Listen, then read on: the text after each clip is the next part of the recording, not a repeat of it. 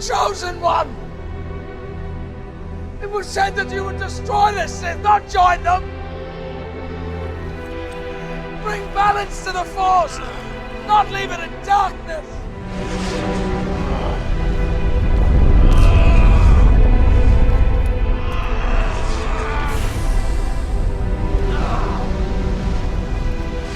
I hate you!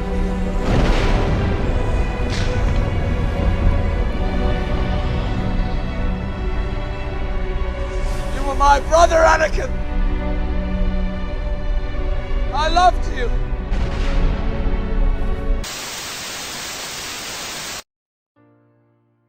I once watched an interview where the great Clint Eastwood said that if a director makes 3 bad movies in a row, they should call it quits. Looks like Christopher Nolan wants to go 0-4. I am no Nolan fanboy, but at one point it seemed like he could do no wrong. At one point, his worst movie was The Prestige. Now think about that for a moment. To be so on top of your game that your worst work is a masterpiece.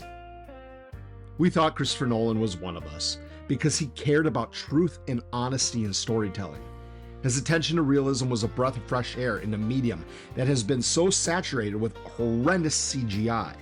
I find CGI, however versatile it is, but it always tends to feel a little safe to me. I think if you want something to have a bit of bite, you want the imagery to have a bit of threat, even if it's a miniature, even if it's something very fake, but something real on camera, I think it gives you a better result.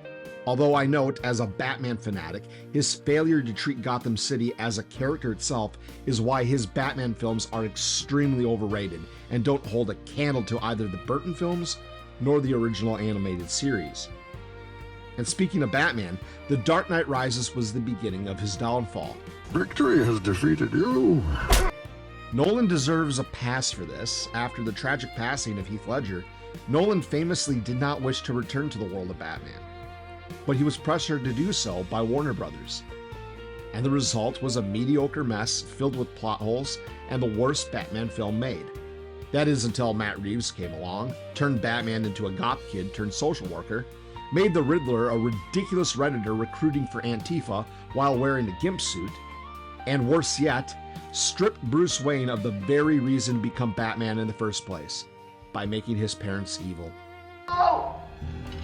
No! This is not how this was supposed to go! James Gunn would copy this stupidity in his awful take on Superman, making Jor-El an absolute jerk and having every major male character cry. Nolan recovered quickly, following Batman with Interstellar, a severely underrated masterpiece.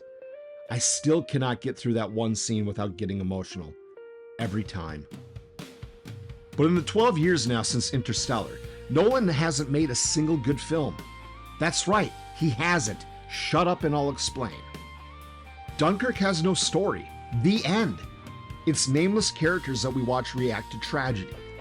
While it did have a profound impact reportedly on survivors of Dunkirk who saw it, for a general audience, a film lacking in story is a failure. Then came Tenet, or as I like to call it, Huh? This is the one film people generally agree is quite terrible. Tenet was followed by Snoozenheimer. I'm sorry, Oppenheimer. Oppenheimer suffers from way too many characters fighting against a frenetic pace, constantly jumping forward in time. Immediately after the infamously bizarre sex scene, Florence Pugh dumps Cillian Murphy, but this immediate scene takes place years into the future. The film's entire narrative does this, and it killed the movie. Also, Jason Clarke isn't in it enough. Hey Hollywood, less Pedro Pascal and more Jason Clarke, thanks. Now here is the Odyssey. The Odyssey already made little sense to be made right now, as the excellent The Return just came out 2 years ago, in which Ralph Fiennes should have won Best Actor. The Return follows the latter half of the Odyssey, and it's tremendous. If you haven't seen it, check it out. But for the Odyssey, Nolan has completely sold out. With horrendous race swaps and rumors that Ellen Page is portraying Achilles. We're supposed to pretend that this face launched 1,000 ships. I don't necessarily think that this move is for awards either, like has been theorized, as Christopher Nolan just won for Snoozenheimer just 2 years ago. He's just sadly neither the conservative nor the apolitical artist we were led to believe he was. And now for the leftists acting in poor faith and trying to dismiss the legitimate grievances of audience over this as racist. Shut up. We're sick and tired of characters of any kind not treated with reverence the original authors intended. I'm not happy Cyrano de Bergerac was made a little person rather than having his iconic large nose. I'm not happy that Daniel Craig looked nothing like James Bond. I'm not happy that Mary Jane Watson wasn't remotely attractive like she's depicted to be in the comics. And as a writer, I'll tell you this, the hardest part of the entire filmmaking process is writing. There's a reason why you've heard of Billy Wilder and John Hughes and Aaron Sorkin and Quentin Tarantino and virtually no other writer ever. Because screenwriting is a craft very few have truly mastered. And far, far too often, whenever a movie fails, the script is always blamed first. Not the ego of the director, nor the greed of the producer. It's always the writing. Do you know, I can't believe it. That sounds just exactly like my problems. It's the damn money men. You never know who's a windbag and who's got the goods. And then they all think they're directors. Ain't that the truth?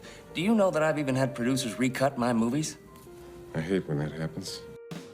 How many movie adaptations were better than the book? There's Lord of the Rings. Any others? The Princess Bride, maybe? How many? Better question. How many remakes outdid the original? Scarface? The Mummy? The Last House on the Left? There's not too many of those either. If you're bold enough to claim that you know better than the original author of any given source of material, then put in the work to become a writer yourself. It's audiences that understand this strongly that are upset, not racists. The Odyssey is going to be a dud, and now suddenly it's become very clear why advanced ticket sales started last year, to get ahead of this controversy. Hollywood increasingly behaves as though mythology and classic literature are just Lego pieces for modern activism. And honestly, that's what makes Christopher Nolan's transformation so disappointing. We thought Christopher Nolan was one of us. Instead, he became yet another Hollywood prestige director, chasing approval from critics and activists, instead of trying to connect with normal audiences. Maybe Nolan should listen to Clint. It's time to hang it up.